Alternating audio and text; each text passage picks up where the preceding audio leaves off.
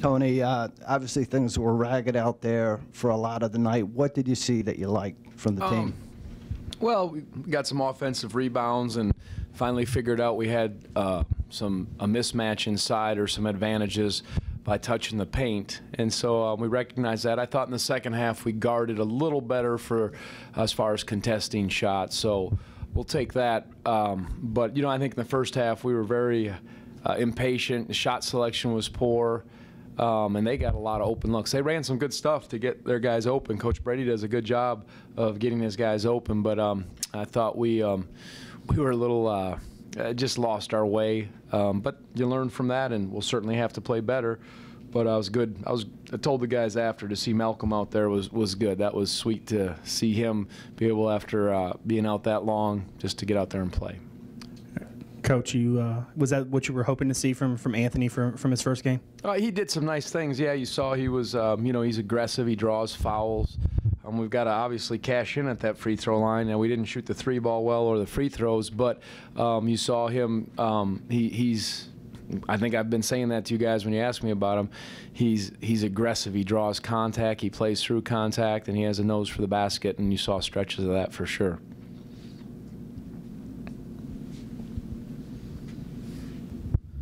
Tony, what did you think of Malcolm's play tonight, and what did you see in him in your not exhibition scrimmages? Scrimmages yeah, that you I thought he was very good early. He was a steadying force for us, and then again he knocking down some shots and just made the plays. I thought in the second half he showed a little bit of rust. He got in trouble. He got up in the air and got lost, and I challenged him defensively. I thought he was getting a little bit flat-footed and giving too much cushion, and then he picked it up. But all things considered, it was good to have him out there, and he's such a strong player, and he knows what's going on. And again, I expected a little bit of rust, but the way he got us off to that start was great, and that size is good. And they were unconventional the way they guarded us. They'd some switching man-to-man, then it was a zone. They kept changing things up, and we couldn't quite get comfortable. And I thought that was smart on their part, and we finally got a beat on it. And then again, I was happy to see some of those guys get out there. I was hoping Thomas could get a bucket, but we'll hopefully have another day for that. Hey, Tony, so over here, London plays 25 minutes. What did you make of his debut tonight, and how did he kind of earn those minutes, I guess, over Devin and Tevin, and why didn't Devin play tonight? Yeah, well, first with Devin, the plan is to consider redshirting Devin. We talked about that, and right now I'm comfortable with a 9-man rotation. I think that's what I've looked at. Doesn't mean we wouldn't go 10, doesn't mean foul trouble, injuries, things couldn't make that change. But I just thought that, London was out for 3 weeks with a shoulder injury, but he showed some nice things before that and then after that and in the scrimmages. And he doesn't get sped up. Now, of course, that will be tested in our next outing as far as your composure and not getting sped up. But he certainly has a natural feel for that position, and I thought he did some nice things for his first outing.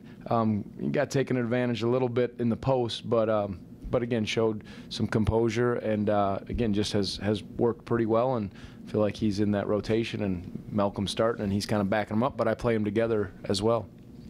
You mentioned you guys struggled to get comfortable against their zone and man-to-man switching. At what point did you feel like it clicked, and what was it that you did to kind of get going? I just think we were, like I said, our shot selection early, everybody's like, first chance they got, there was some open looks, and they're just letting it fly, and we almost didn't get a chance to get established on the glass, and we just said, look, let's just rotate the ball and at least touch the paint.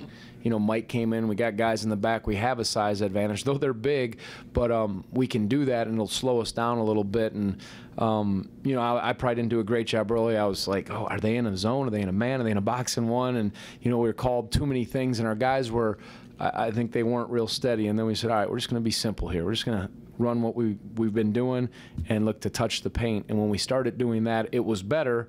But then there's that temptation, okay, we got a little lead, now it's my turn to let one fly, or we lost the ball, and you're always fighting that stuff. Tony, you mentioned, acknowledged that the shot selection was a little bit spotty, but do you take any positives away from a game like this where the scoring is distributed across on a night? You don't only get 5 points from Joe Harris, but obviously don't need that. No, I think, I think we're a more balanced team this year. We have some inside out. Again, Joe, he what's his stat line? Took 6 shots. He got some open looks. Nice to see he had 7 rebounds. That was good. But, yeah, I mean, those guys will get shots, and I'm hoping they're going to fall. I've seen them do that. I wouldn't say we're a great shooting team, but we have guys when their feet are set that can get it going, and I think that can open up the game. So it's, yeah, to look at that stat, a couple of those stats, but then to see some other ones, that's the depth and that's the balance that we need, I think, to be effective.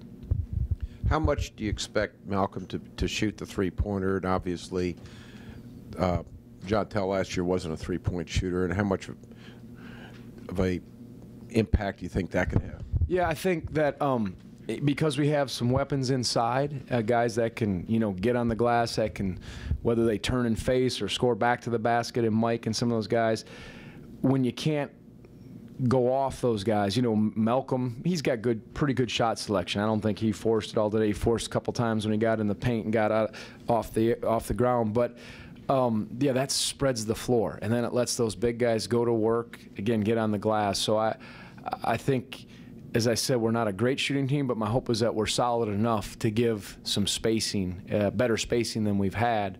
But the way he started, that was great. I think he went 3 of 3 to start, and without that, we would have not been real solid. So, but those guys will knock some down. And Justin's been shooting it pretty well. Joe did in the Marquette scrimmage, so I expect more of those guys to knock some down. Darion ends up with 8 and 11. Obviously, a rough season last year for him. Yeah. What did you think of his play tonight coming back? Yeah, I'm surprised he had 11 boards, but he really got some nice offensive rebounds. Again, that is one of our strengths. You look at those 4 guys I'm playing in those front court spots, and they're all different, but 3 of them are very lively and aggressive, and then you got Mike, who's got the size and actually does go to the offensive glass. And if you're not going to be a lights-out shooting team, if you're going to at times look a little rugged and crude, well, get on the glass and get second chance points. And 14 offensive rebounds in this game, and there should have, because there was not a lot of blocking out because of their zone stuff, but we got 10 points out of that. But that's important for us, and I think we'll have to do it. And I talked to you guys before, if we can get to the line more, hopefully make more, but get to the line and get some more offensive rebounds, that's an important stat for us. And I think our team is better or more improved at that, and that's going to be tested as we go. But that's a way to offset poor shooting or shaky offense at times. Tony, you said you are considering red shirt. What went into that, and I assume you talked to Hall about that? Yeah, I did beforehand. Yeah. I mean, just like yesterday or something. Right. Or? Yeah. No. With Devin, he's gonna be okay, and he's young. And you're the one who asked the question back. And at the time, I wasn't thinking so much of that with him. But looking at it, as I said, right now I'm comfortable with a 9-man rotation. Now, could things change? Maybe. And he wasn't in that. But in time, perhaps he could get to that. But I just think his future is bright.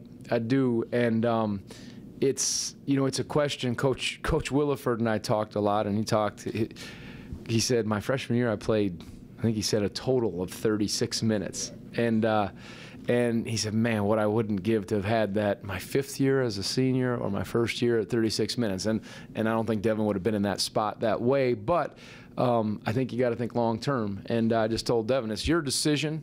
I'd always give that. And I'm not saying you can't work your way into that rotation, but right now here's where I see it, and I want you to make that decision based on that. So that's kind of where it came from. And again, he is young, so but it wasn't like 100% for sure I want to do this, because I think you could make a case either way, but that's the direction we're going to go for now.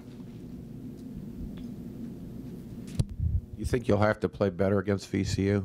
Absolutely. I mean, I think it's going to be a different game, but you're going to have to obviously handle the ball. They play so fast, guard the dribble, all those things. But no, we didn't play particularly well. But I don't want to take away. I think James Madison did do some good things to get their shooters free, but we didn't. We showed some. Certainly, we're not as good as all of you guys are saying, and all the people are this and that. We got work to do. We have a chance collectively to be good. I believe that. But all this hype and all this stuff, and you can't just can't show up and expect it to happen every time. We got to get better, And I know where our team's at. Our players know where our team's at. We know what we can do when we play well. But reality is when you don't, you're very susceptible. And I think that's obviously the case with most college teams. All right, thanks, Coach. Yep. Thanks, Coach Bennett.